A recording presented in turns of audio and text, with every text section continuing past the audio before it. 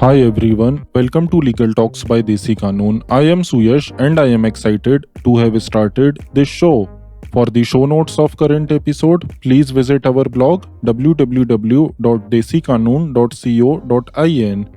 On today's show, we will discuss two judicial pronouncements of Honorable High Court of Madhya Pradesh, namely Sonu Bairwa versus State of MP and others and Hariom versus State of Madhya Pradesh. The first judgment was pronounced by the Division Bench of Honorable Shri Justice Sujoy Paul and Honorable Shri Justice Anil Verma. This judgment was authored by Honorable Shri Justice Sujoy Paul. The second order was pronounced and authored by the single bench of Honorable Shri Justice Anil Verma. Vide such orders, the Honorable High Court of Madhya Pradesh dealt with the important issue of black marketing of life-saving drugs like Remdesivir. Let us discuss the first case. In the case of Sonu Bairwa versus State of MP and others, an order passed under Section 3 of the National Security Act detaining the petitioner was under challenge. Briefly speaking, Section 3 of the NSA provides that the government may detain a person for preventing him or her from acting in any manner prejudicial to the security of the state or for maintenance of essential services or supplies or public order, and such period of detention could be extended from time to time. The brief facts of the case are that the petitioner had indulged in black marketing of Remdesivir injections during the second wave of COVID-19 pandemic that had caused serious threat to public order. The petitioner was detained under the NSA Act, and in order to gather a better understanding of the matter, let us go through the observations given by the Honorable Court. Firstly, the court observed that though the impugned order incorrectly mentions that the petitioner is absconding, yet the same in itself is not a sufficient ground to set aside the entire order. Secondly, the court observed that Remdesivir is a life-saving drug that is in short supply. Consequently, its black marketing has a direct impact on public order, and if the petitioner is released from detention, he could indulge into the same activity again. Thirdly, the petitioner was relying upon a case law that involved black marketing of oxyflometer. The Honorable Court distinguished such case from the present one, as in the present case, a life-saving drug that is in heavy demand is involved. According to the court, this is trite that a judgment of a court cannot be read as Euclid's theorem, and this is equally settled that little differences in facts or an additional fact may make a lot of difference in the precedential value of a decision. I think these are golden words. Fourthly, the court discussed when a person who is already in custody could be detained further under the NSA Act. A. Detaining authority had knowledge about detainee's custody. B. There exists real possibility of detainee's release on bail. C. Necessity of preventing him from indulging in activities prejudicial to the security of state or maintenance of public order upon his release on bail. According to the court, all three criteria are satisfied in the instant case. Fifthly, the court cited the case of Rajkumar Singh versus State of Bihar, wherein it was observed that hard and ugly facts make application of harsh laws imperative. According to the court, black marketing of a drug like Remdesivir in days of extreme crisis is certainly such an ugly act and fact which can very well be a reason for invoking Section 3 of NSA Act against the petitioner by district magistrate. Sixthly, the court discussed the explanation appended to Section 3 of the National Security Act that provides that no order of detention could be made under National Security Act on any ground on which detention could be made under the Prevention of Black Marketing and Maintenance of Supplies of Essential Commodities Act 1980. The court elucidated that an explanation can be both additive or subtractive in nature.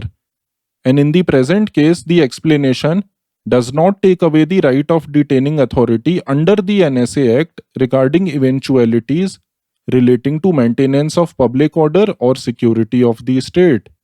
The court supplemented its reasoning by interpreting Section 3 subsection 2 and laying down the three contingencies for its invocation. A. Prejudice to security of state. B. Prejudice to maintenance of public order. And C.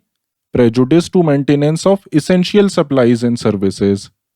According to the court, in the present case, the explanation can be applied only with respect to contingency C, as black marketing of Remdesivir creates a threat to public order. And lastly, the court cited the case of Ajay Mekan versus Adesh Kumar Gupta to underscore the point that the rule of literal construction cannot be applied in a sweeping manner to all situations, as it may not subserve the purpose of the statute. As discussed, out of the three eventualities or contingencies, even if any one is satisfied, the same would be sufficient to invoke the National Security Act. Therefore, in light of the above, the division bench dismissed the writ petition as being devoid of merits. Now let us discuss the second order in relation to Remdesivir, and thereafter I shall provide my composite views in relation to both the judicial pronouncements. In the second case, Hariom versus State of Madhya Pradesh, similar factual matrix was involved. As in this case, the applicant was arrested by the police for black marketing of Remdesivir injections and had applied for bail before the High Court.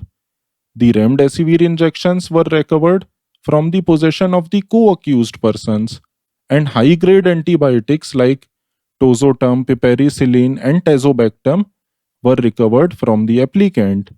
It is pertinent to note that, apart from the antiviral drug Remdesivir, high-grade antibiotics like Tazobactam are also in high demand in the COVID-19 pandemic situation. These antibacterial drugs are used to manage the secondary infections that may occur in COVID-19 patients. The charges against the applicant for which he was arrested are under Section 188, 420 and 120B of Indian Penal Code, Section 3 of the Epidemic Diseases Act 1897, Section 24 of the Madhya Pradesh Ayurvigyan Parishad Adhiniyam 1987, Section 5 and 13 of the Madhya Pradesh Drug Control Act 1949, and Section 3 and 7 of the Essential Commodities Act 1955. I am not discussing these provisions in detail for the sake of brevity, but anybody interested could read about them by searching on Google or by looking into the Bayer Acts. The cumulative effect of these provisions is to book a person who has indulged in hoarding or black marketing of life-saving drugs like Remdesivir. Now let us discuss the observations by the court. Firstly, the court cited Section 3C of the Epidemic Diseases Act 1897 that provides that where a person is prosecuted for committing an offense punishable under subsection 3 of Section 3, the court shall presume that such person has committed such offense unless the contrary is proved. According to the court, the factum of no possession of Remdesivir injection would have helped the applicant had this been a case of no evidence. But in the present case, even if no Remdesivir injection is directly recovered from the possession of the applicant, it cannot mean that he has not committed any offense, as the same were recovered from the co-accused persons, and such prima facie evidence is available on record. Secondly, the court observed that during COVID-19 pandemic, oxygen, Remdesivir, etc. are in high demand, and thousands of patients on their deathbed were making efforts to procure these medicines. Black marketing of such life-saving medicines at exorbitant prices is a crime against humanity, and the court cannot turn a Nelson's eye to such incident. Therefore, upon cumulative consideration of the above, the court was pleased to dismiss the bail application of the applicant. Those were the observations of the court. So what are my concluding remarks?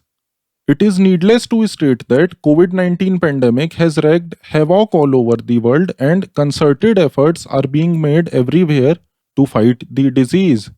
In such trying times, it is deplorable to see criminal elements indulging in black marketing of drugs like Remdesivir. I welcome the reasoning given by the court that such black marketing at a time when thousands of needy people require life-saving drugs indeed disturbs the public order, and hence NSA Act is liable to be invoked under such circumstances. Though bail is the rule and jail is an exception under our criminal jurisprudence, yet in the cases that we just discussed, the court rightly observed that if such persons are left scot-free, they might again indulge into black marketing, thereby disrupting the public order, and the court cannot remain as a mute spectator. Hence, I hope you enjoyed listening to this show. Thank you for listening. Please do not forget to like and subscribe us. And if you have any comments, please make them in the comments section. See you next time. Till then, stay tuned.